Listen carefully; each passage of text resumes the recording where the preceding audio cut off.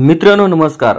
प्राप्त माहितीनुसार केंद्र सरकारी कर्मचाऱ्यांसाठी एक दिलासादायक बातमी आहे. केंद्र सरकारने 8वा वेतन आयोग लागू करण्याच्या दिशेने एक पाऊल उचलण्यास सुरुवात केली.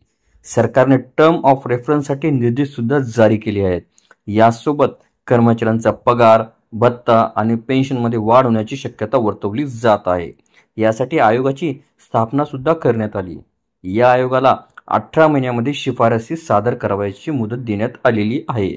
आयोगाला 18 महिन्यामध्ये म्हणजेच एप्रिल 2027 पर्यंत शिफारसी सादर करायच्या आहेत.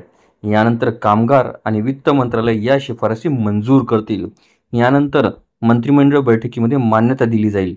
यामुळेच 2027 मध्ये दिवाळीत 8वा वेतन आयोग कर्मचाऱ्यांना लागू होण्याची शक्यता आहे.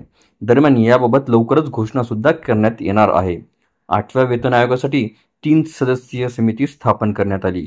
यामध्ये एक न्यायमूर्ती जे अध्यक्ष असतील, तसेच एक प्रोफेसर असतील जे अर्धवेळ सदस्य, तर एक सदस्य सचिव म्हणून असणार आहेत.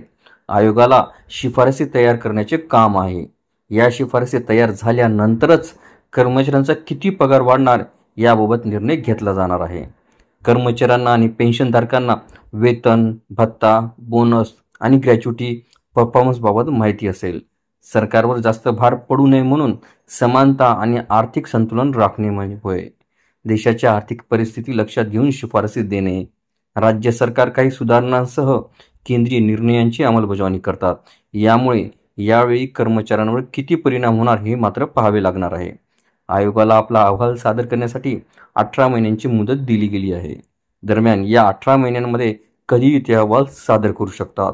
अहवाल सादर करण्यासाठी अंतिम मुदत ही एप्रिल 2027 आहे. अहवाल सादर केल्यानंतर सरकार त्याचा आढावा घेईल आणि त्याच्या मंजुरीनंतरच नवीन वेतन आयोग हा लागू करण्यात येणार आहे.